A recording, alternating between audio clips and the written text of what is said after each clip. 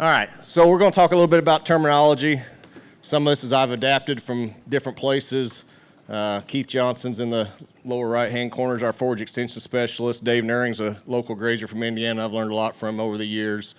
R.P. Cook's a guy from Tennessee that interesting character, learned a fair amount from. But, you know, it's that terminology thing to make sure we're kind of talking the same language as we understand things.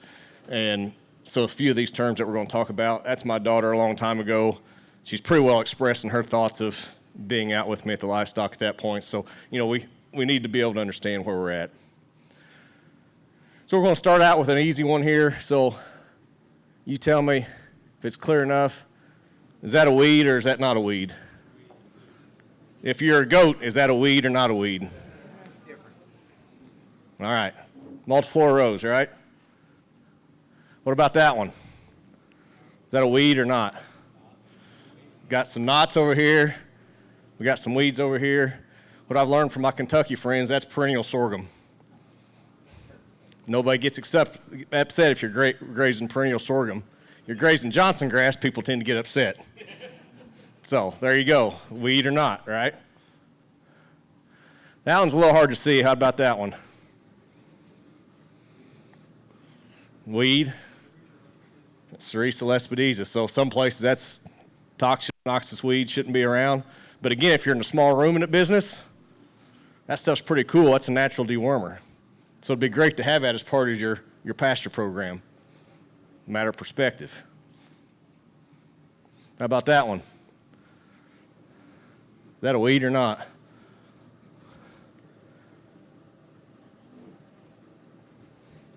Yes, no?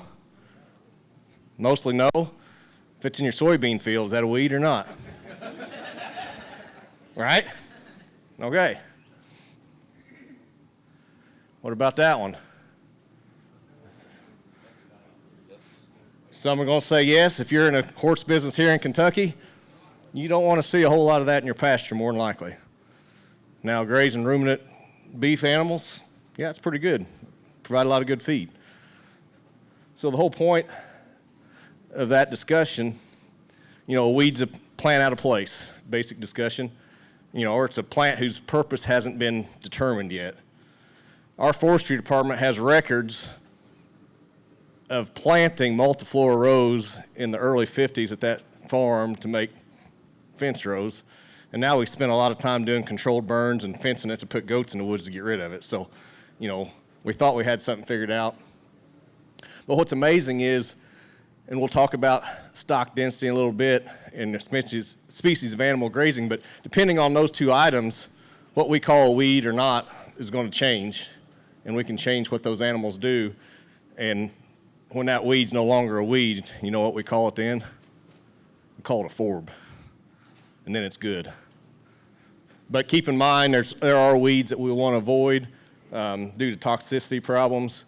One of the things that we've got there at the station is a toxic plant garden, so you can see live stuff. So if people bring an animal in that dies of suspected white snake root, and you ask the producer, you got white snake root? I don't know. Well, we can walk out and see what it is. So this is online too. So we've got a bunch of pictures of it, and then kind of the toxic issues there to show up. So, you know, one of our biggest focus is grazing. We want to graze as many days as a year. More often than not, if our cattle are out going grubbing their own feed and that's not packing stuff to them, we're probably financially going to be better off, you know, most of the time. So one of the questions we get, you know, what do we do in the wintertime?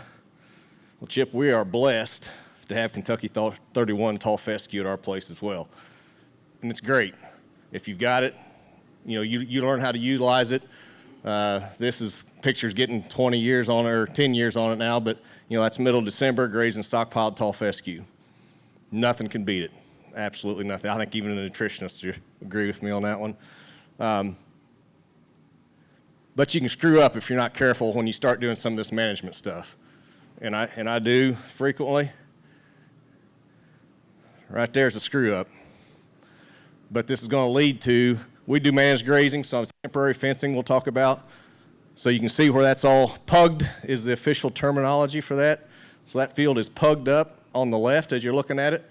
On the right is a proper move, so there would have been a fence line right down that line. One of those deals in Indiana, 2-inch rain probably showed up overnight, and I was busy doing something else or lazy and didn't go move livestock when I should have. That's what I did. So that's an issue of stock density we'll talk about. But what we're leading to is some rest or recovery, but time heals all wounds in a lot of ways. So this is that next April going into the spring. You can still see where that graze line was where I screwed up on both sides of that. The point is I want to make the difference between rest and recovery. When we talk about managed grazing, you need to rest your pastures. Rest and recovery are not the same thing. And that's something we've got to get in our head. Rest is just the time between, if I grazed here today, and then I came over here and grazed the next 7 days, and I came back here on day 8, was this pasture rested? Yeah. Is this pasture recovered and ready to be grazed again? More than likely not. So that's the concept that we really need to understand, is that we need to allow recovery time. And that depends on what part of the country you're in. I know this is a national organization. So you guys out west, that recovery time could be 3 months, it could be a year, depending on where you're grazing. For us in the east, in the spring of the year, when grass is growing fast, it might be 20 days. You get this time of year and it hasn't rained, it might be 75 days. So we can't do this stuff on a calendar. So back to that picture where I messed up, that's 9 days after the other one. You can still see where that's at. So you take a rising or falling plate meter, depending on what side of the street you stand on. But we've got 9 inches of available forage there, or 5 inches, so that's 4 inches difference. If we just use 250 pounds of dry matter per acre inch on tall fescue, that's 1,000 pounds of dry matter because of the screw up I made the previous year in the management that I did with those cattle. That's not a cattle problem, that was a management problem that caused that. So think about that. But time heals all wounds. There's 75 days later after that picture. Show me where that browse problem was, the second grazing that year. If we allow things to recover properly, we can fix a lot of mistakes. So a lot of questions I get asked is, how many cows can I run per acre? How many acres per cow? We've got to get out of that mindset of per cow, because I know at SciPac, my average cow weight going to grass is 1150. But just because I know Toby, I'm going to pick on him. Toby's might be 1850. Now, if I say I needed 2 acres per cow at SciPac and Toby takes that, is that 1150 going to eat the same as that 1,800-pound cow? We can't think about it that way. We got to put it on animal unit basis. And this really came to me when we started adding the small ruminants in. I had to put stuff on an equal basis. So, 1,000 pounds is an animal unit. And if you're from out west and you're renting ground, you do stuff on animal unit or animal unit months anyway.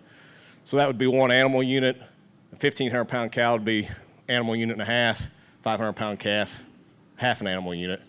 So if your grazing operation can support 100 animal units, that could be 200 500-pound stocker calves, or it might only be 66 1,500-pound mature cows. So at animal units going to relate to stocking rate stuff too. And then just another way to look at it is a cow day or an animal unit day. So that's how much she's going to eat in a day. Roughly 2.6% of her body weight a day on 1,000-pound units, so 26 pounds of dry matter. So that'd be considered an animal unit day. Carrying capacity, that's just how much can your operation carry without messing up the resources. And that's the key thing. If we're going to be in this for a long term, we have got to be looking at the best interests of the resources and then using our cattle as a way to manage that. So stocking rate and stock density is 2 things we're going to spend on. Stocking rate is similar to carrying capacity. And for most of us, it's the same every day of the year. Your stocking rate is going to be the same. And depending on, like where we talked about, depending on where you are in this country, it might be 2 acres for an animal unit, or it might be 75. It just depends on what our forage base is. But the driving point of these grazing systems we're going to talk about is really stock density. So that is how much is on the spot today. And that can change from day to day, change from month to month as we do that. So that mess up I showed you at the beginning where I'd pugged all that up, That was a stock density problem because I had everybody combined in a small area, so the density was much greater. The stocking rate on my farm didn't change, but the stock density on that spot did. So that's what to think about. And as you read popular press stuff and you talk about all these different names that they want to give managed grazing, all those is just manipulation of stock density and how they're doing that. And as you get into some of these other things, they talk about very high stock densities. So just to give you an idea, as you go through there, you go from 100,000 pounds of live animal weight per acre down to 1 million pounds of live animal weight per acre. And to get those extremely high stuff, those guys are moving 4, 5, 6 times a day, new allocations to be able to run that kind of stock densities. And if you're not careful, you can get yourself in a hurt really quick. So you start running those high stock densities, you need to be sure you have a goal in mind because you're probably going to see an increase in gains per acre, but your gains per individual animal will probably decrease in those situations. So keep that in mind with what your goal is with those livestock. And the conditions need to be right. If you're going to graze at that high density, you need forage that's, for us in the east, it's waist high, that's so thick you can't walk through it. So it's got something to hold them up. If you've got a bunch of rainy conditions, you don't want to do it in those situations or you'll look like that picture I showed you from where we messed up back there in January. And you have got to be willing to move those cattle multiple times a day so you've got enough feed in front of them. You cannot short them feed or you'll really go backwards. So we'll talk through some grazing systems that you've probably heard about or read about. Continuous grazing, pretty self-explanatory, right? Turn them out in April, go gather them up in the fall sometime and see what you got left. They just kind of do their own thing wherever they want. The cattle are in charge of their nutritional program. As smart as cattle are, sometimes it's not there.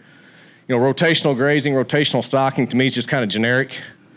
You're moving stuff around, but I don't know, do you really have a plan? Do you really have a goal in mind of what you're going to do? Rational grazing, that next one on there, Andre Voisin was a guy from Europe back before electric fence and stuff. That's kind of the godfather of managed grazing. Kind of coined that one. So it's trying to get the point that you're thinking about what you're doing with your livestock. So intensive or management grazing was kind of the next one that came around he talked about. Again, it was defining it a little bit more controlled. You're putting a little more effort into it as a manager. Jim Garish from Missouri would have come up with management intensive grazing. That's the one that's most commonly used anymore, but not everybody may know why. If it's written correctly, it's like I have it on the slide there. It's not a typo. It's a capital M for management, a small I on the intensive, and a capital M on the grazing, because he really wanted the focus to be on your management and the grazing side and not the intensity. Because, we could say we're doing intensive grazing and it looks like a golf course out there. Yeah, that's pretty intense, but that's not what we want. So as we've gone through these, they're getting more and more stock density as you go on there. So managed intensive grazing MIG is probably moving maybe twice a week, maybe 3 times. Mob grazing and high stock density grazing, kind of those similar things. You're probably moving every other day, maybe every other day. Then you get to this ultra high stock density. That was where that 500,000 pounds per acre of live weight or 1 million pounds of live weight. That's something you can use at times. If you've got something a real weedy patch you want to beat in the ground to set it back, you could utilize it, but to use it every day of the year is not going to work. Probably the newest one that's on there and the one that makes the most sense to me, adaptive multi-paddock grazing. Is the weather same every day? Is it same from year to year this time? No. Are the animals the same weight every day? Well, if you've got calves, I hope not. You should be gaining weight. So can we make a bunch of 4-acre pastures and assume that they're going to hold your group of your cows for 3 days every time of the year? No. So, having a permanent subdivision pastures isn't what you want.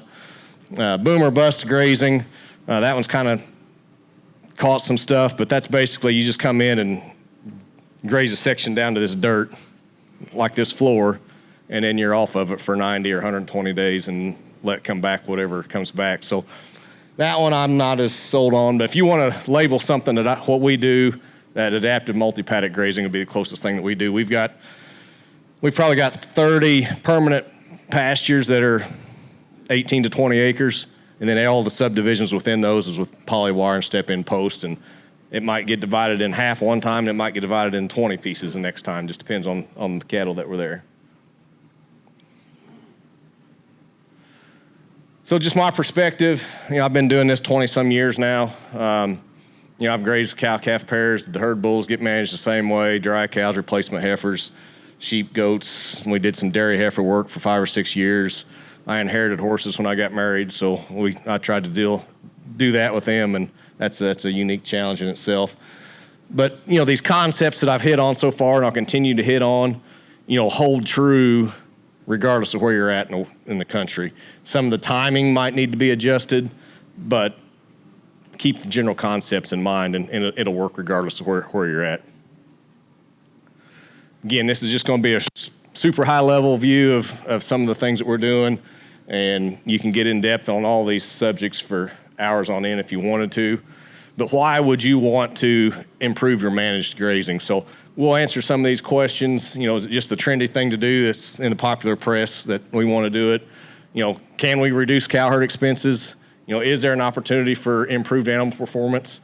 Can we be better environmental stewards? And that's becoming more and more important. How about animal health? Can we do things that improve us there?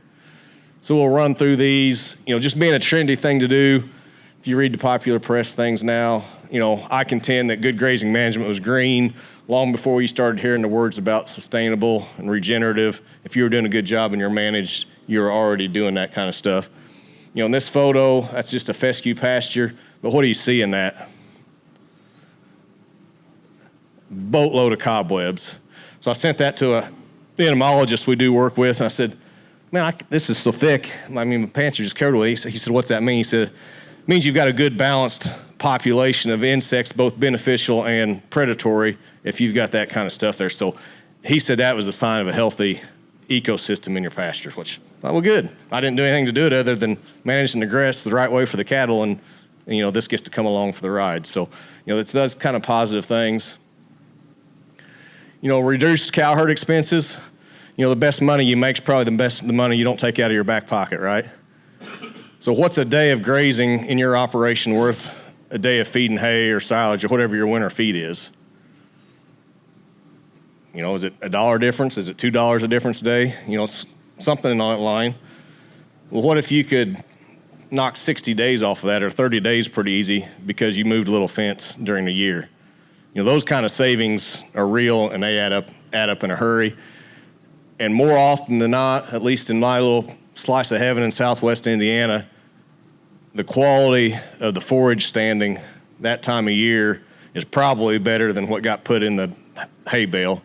We get a lot of holiday hay made in Indiana, and not the first summer holiday hay is the first cutting. It's a lot of times it's the second holiday of summer's first cutting hay. You get a lot of yield, but you get a lot of crap with it. The quality's not there. So, extending the grazing season. So there's February 1st in 2015, fall calving cows out grazing stockpile. If you would stand it up, knee high, still well over 10 or 11% crude protein, good energy value. Those cows and calves are doing great. Potential for improved animal performance. If you're doing a good job with your forages, the nutrition's going to be better. Better nutrition going in, you should be seeing better gains. Cow condition's going to be better.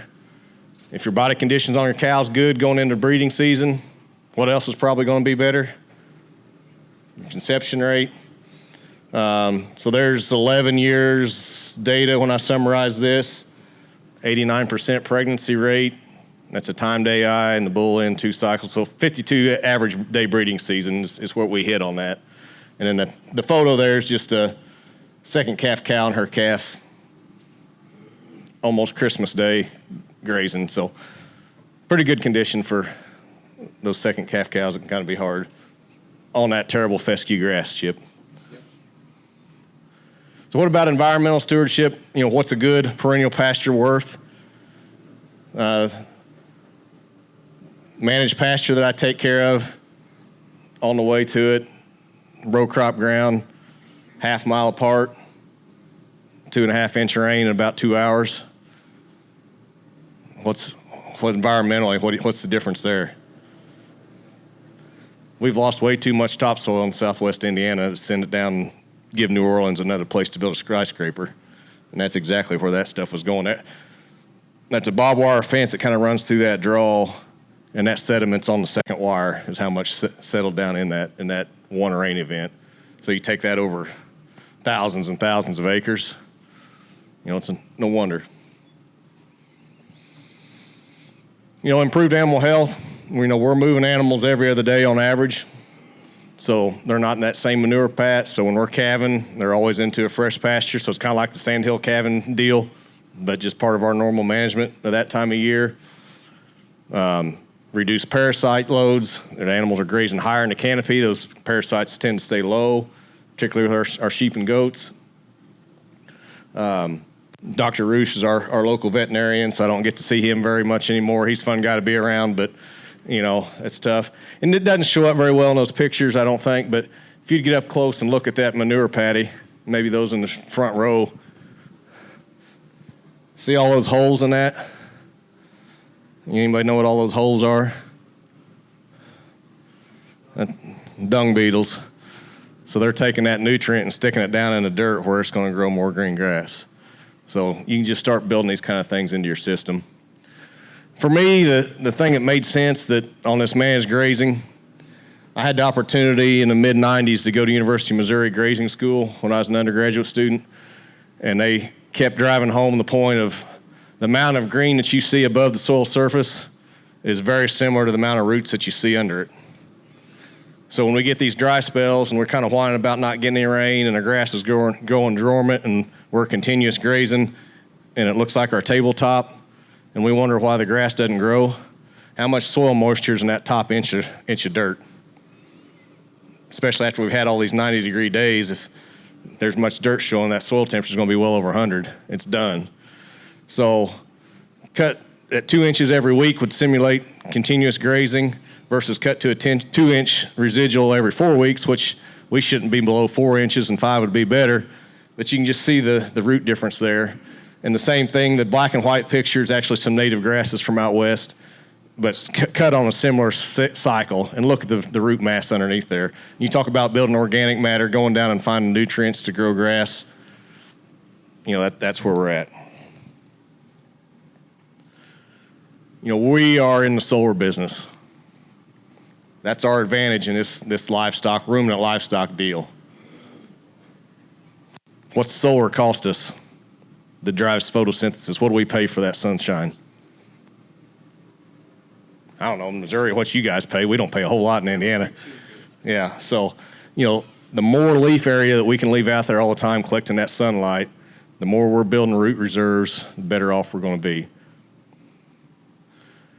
And my opinion is, if we would look at the cattle business from their perspective and put as much focus on managing that grass that's standing in front of that cow, the cow business comes pretty easy. There's a lot of problems if you get your forage program right and your nutrition program right because you've managed right. A lot of our other management problems with our cow herd will disappear. So if we would think forage first to take advantage of your genetics, things come along pretty nicely. So just getting started, if you're not doing anything, evaluate the resources at your operation. Get to know the land on foot, spend some time, or if you're looking at a new place, walk it, ride it, whatever it is. Look at some overhead tools online for free. Google Earth's a neat one if you've never been on. The Web Soil Survey's a neat one if you've never been on, but you can get your soil types, so give you productivity. You can measure things on it to get acreages. How's the fences? Are they good enough to keep your critters on the property? If you can do that, then the rest of it's there. What's the quality of the soil? We'll talk about that. Water resources, what forages you've got, and then just some of the tricks and tools that we've kind of come up with over time. The fences, you've got to keep them on the place. Depending on where you live, fence laws may or may not be enforced. They talk about them, but, just be a good neighbor. Things get a lot better. Interior fencing, don't get real crazy and make a bunch of small pastures, paddocks. If you got a bunch of 2 or 3 acre paddocks running around and you've got to hire co-op or somebody to come spread fertilizer or spray, they aren't going to be very happy with you. Or if you decide you want to make hay, you don't want to drive a bunch of circles. So temporary fencing on that, use as little as you can.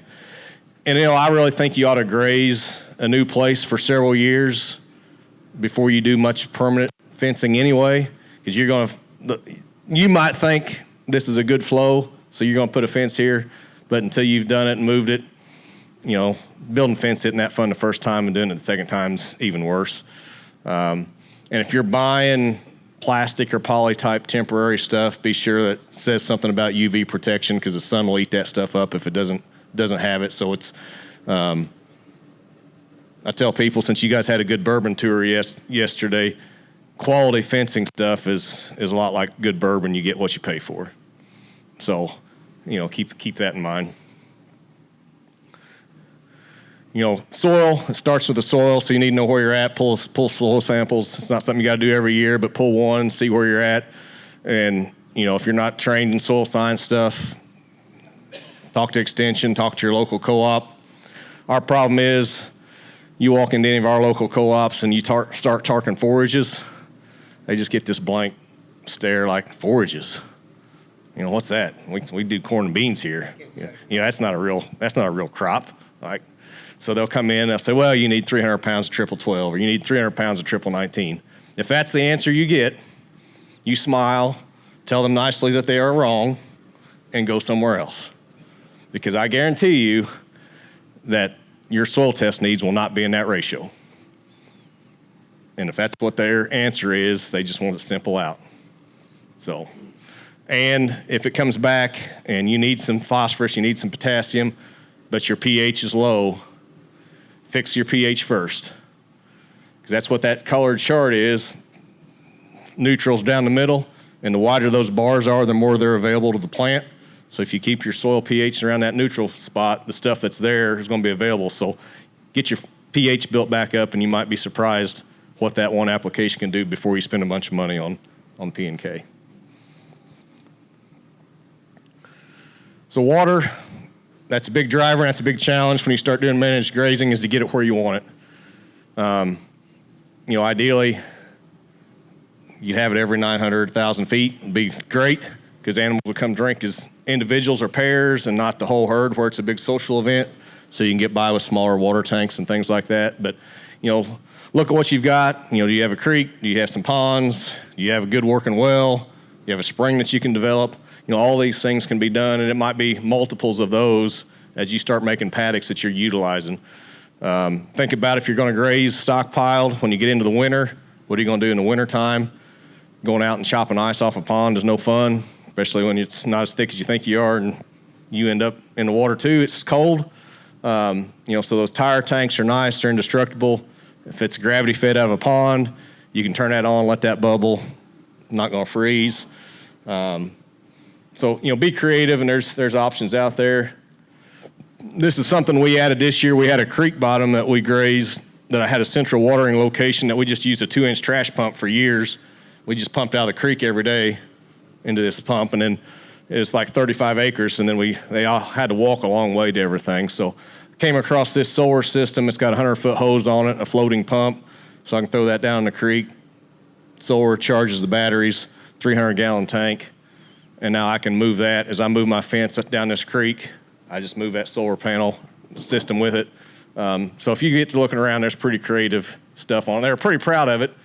Now that I've seen what it is, I'll probably steal the idea and make another one, but it doesn't bother me to steal it after I bought the original one, but you hate to do that the first time around. But so look for those kind of opportunities. Get to know what forages are on your farm. Every farm's going to be different depending on where you're at. What kind of legumes do you have? Do you need to add them? If your pH was off, you may not have any legumes, but if you get your pH right, you might be surprised at just what shows up from the natural seed bank. What is that weed pressure? Is it stuff that needs attention? If you've got a bunch of Carolina horse nettle that they won't eat, and if they do, it'll kill them. you probably ought to do something about it. But, you know, if it's a few random cockleburrs or a few random ironweeds or something and you got decent clover, I wouldn't worry about that, and I'd leave the clover because whatever's going to kill that's going to kill the other ones. You know, if you decide you want to replace a pasture, you know, get your soil nutrients fixed first, get your soil right, and then you can put something else in there.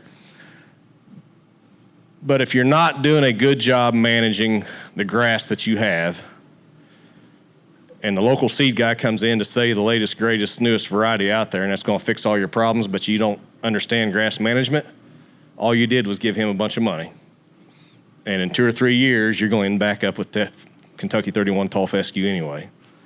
So you might as well learn to manage that before you spend money taking out a good stand of grass to put in whatever the newest variety is.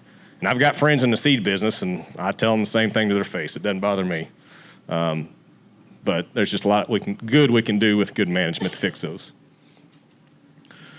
So some of the tools we use real quick, and about 2 slides.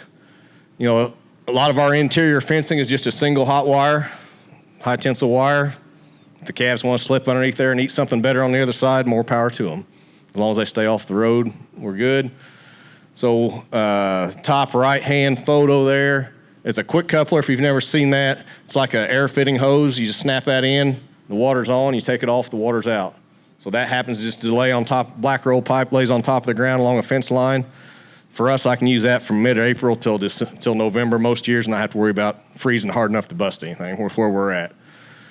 Our water tanks, lower left-hand corner there, anywhere from a 100-gallon to a 300-gallon tank. Build a sled out of treated lumber, throw a chain on it. I drag that from spot to spot. Same thing, I put our mineral feeders, just the old pride of the farm, 3-container, throw it on a semi-trailer, tire, put a hook on it, throw that chain on it, and drag it along. So stuff like that you can do to make the move simple. I can put up a fence, move all that, move 50 pairs, take down a fence, and it's been about 20 minutes. And they're fed for 2 days. So that's pretty efficient use of stuff. Step-in posts, the reels, solar. If you don't have 110, solar stuff has gotten really good. Most of your good Energizer companies make a dual purpose, so you can either plug it into the wall or use 110 and get plenty of power. Just be sure, you know, if it's a half a joule where the solar panel and everything's in one unit, you're not going to power much fence. But, you know, that's a 6 joule unit, runs off a 12-volt battery, and the solar panels keeps that charged. So that's all part of it. You know, there's a lot of tools I have there at the farm that I'd give up, but my side-by-side's not one of them. I can pack all the stuff we want to go with the fence, mineral, whatever I need, take it with me. Fence tester there in the lower right hand. If you don't have one of those are worth the $120 that you get. It'll tell you voltage. It'll tell you how big a short that's on it and which direction to go look for it.